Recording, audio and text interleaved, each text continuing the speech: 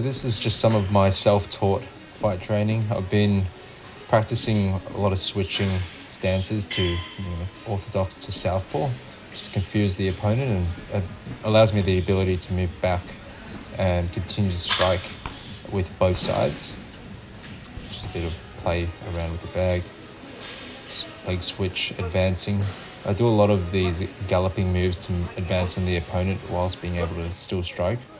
I don't utilize it a lot in this sparring session with Nelson. He actually has taught me a lot in terms of just Muay Thai in general, but we're only boxing sparring here.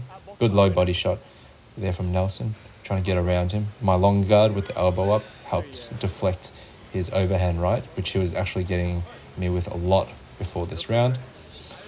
Good deflection and counter strike by me there. And there's a significant weight advantage between me and Nelson. As you'll see later, I barely put too much effort into some of the punches. Good triple jab with southpaw. Practice is coming in hot there. Try to frame myself on him there. I do this switch overhand, which I try to hit him with, but he successfully guards it. He keeps his left hand nice and high. Still got a Muay Thai stance there. We're both lifting our legs. I'm trying to use my long guard because I am taller than him. I have further reach. And it does, work in... Oh, there you go. I hit him quite hard there by accident. Good counter strike there to the body. I'm trying to feint and come in. I get in there.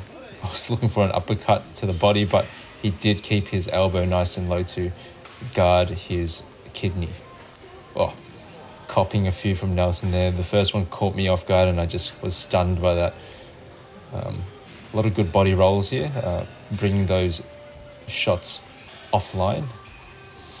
Me and Nelson trade some blows here. I try to sneak in by weaving and he just doesn't commit to any strikes there until the very end. I'm keeping my guard nice and high so he can avoid my face. I'm using my gloves to defend myself. Some of these guarding techniques that I'm using are getting super lazy as it comes to the end of the round. How you feeling? Huh? You feeling? Tired. Man, I think one of the biggest things that a lot of people need to come to realize is that, and it goes to my video about,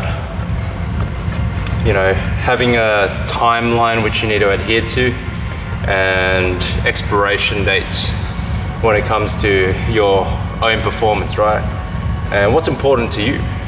But the main, core of that message shouldn't be that, it's all over. There's always another challenge or another mountain to climb. And how did I overcome, injuries and the stories behind that? I think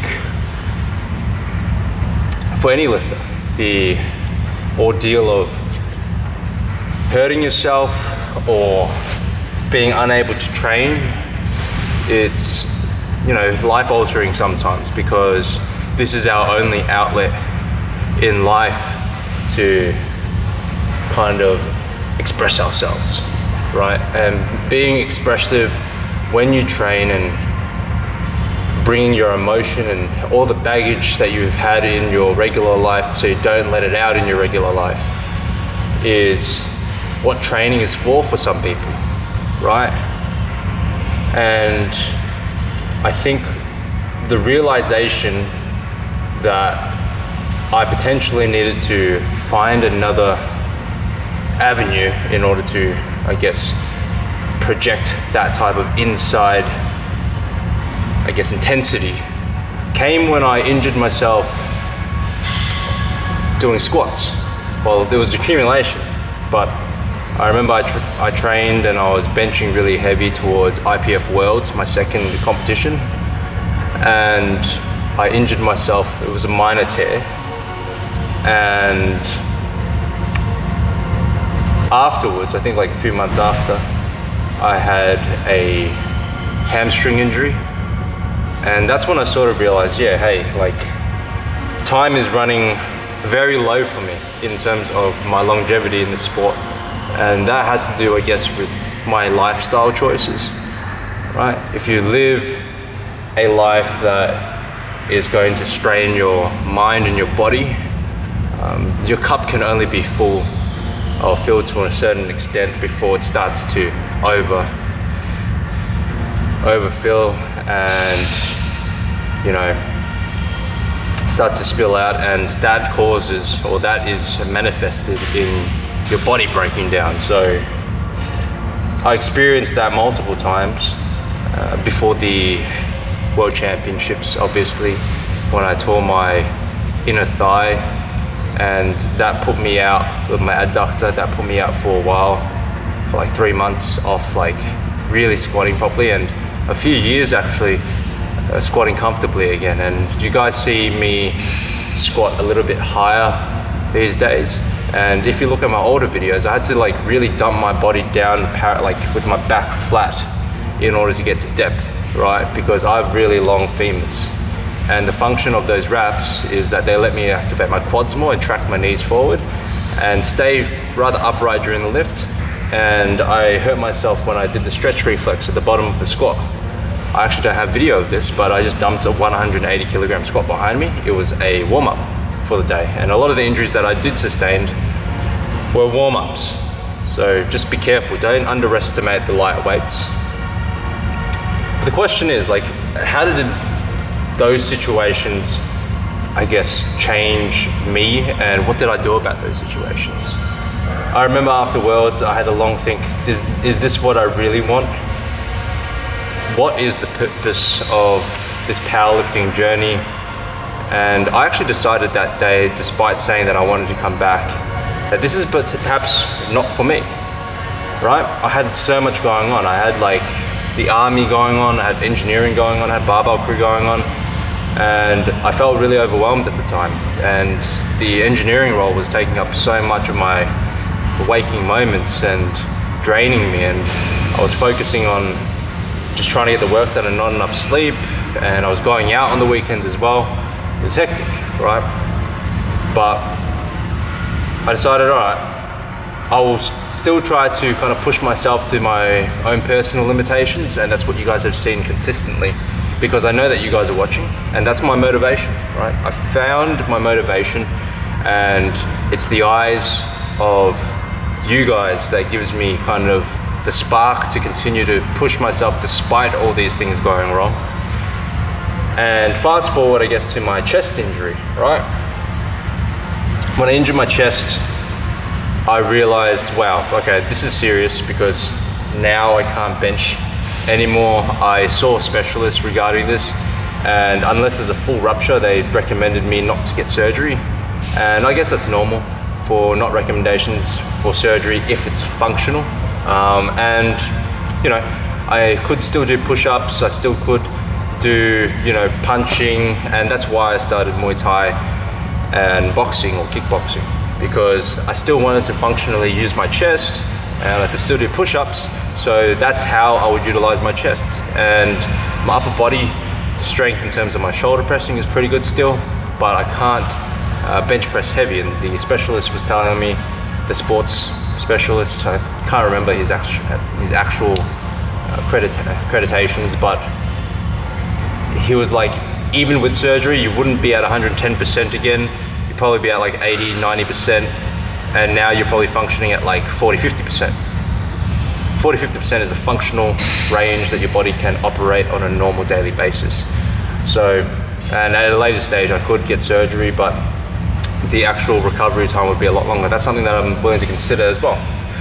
But long story short, I found something else that really ignited my kind of passion for the gym again, and learning how to fight and spar with, you know, the guys at the gym.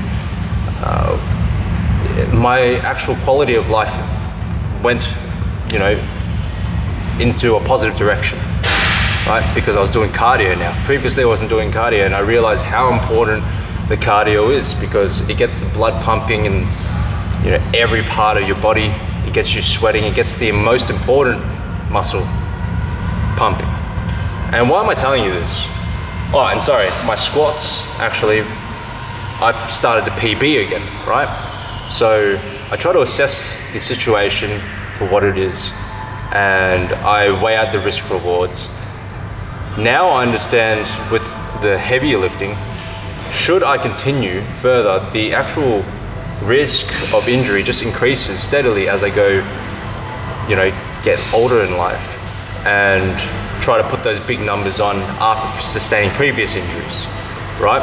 So I approach lifting extremely carefully. You don't see me pushing out PBs all the time or pushing heavy all the time. If I walk in the gym and I can't like lift something with the adequate amount of speed, I will just call it quits that workout. If my body's feeling good, I'll continue to train and do so. But yeah, the main message is life is what you make it, really. And if you are still functional, like my doctor said, your quality of life can be good, right? You just need to make those, not contingencies, but like you need to make those decisions for yourself. Like, what is the best outcome for myself here? And does that goal that I originally have mean that much? Being at World Championships and hitting the world record, that felt like the tip of the mountain for me. And doing that again, I don't think that, like, I actually don't have that itch. I know you guys see me like lift super heavy weights, but I honestly don't really have the passion for powerlifting competition. I just don't enjoy the process, right? And I don't enjoy being within that realm. I just enjoy lifting heavy. It's, you know, as the video started, it's an outlet for me. And it's what I fucking love doing. I love training with intensity, and I love living with intensity. And this is what I do, and this is what I'm trying to do for as long as possible. If it's not powerlifting in future, it'll be something else. That's how I live. And I recommend that everybody try to do the same, because you only get one shot at this. You better try your hardest. And you know, I don't have any regrets, because I knew I pushed my body to the fucking limit, and that was all I could ask of myself. I don't want to be broken to the point where I can't function and hold my grandkids one day, but I know that I tried. So hopefully I'll leave you guys with a positive message, and yeah, see you in the next one.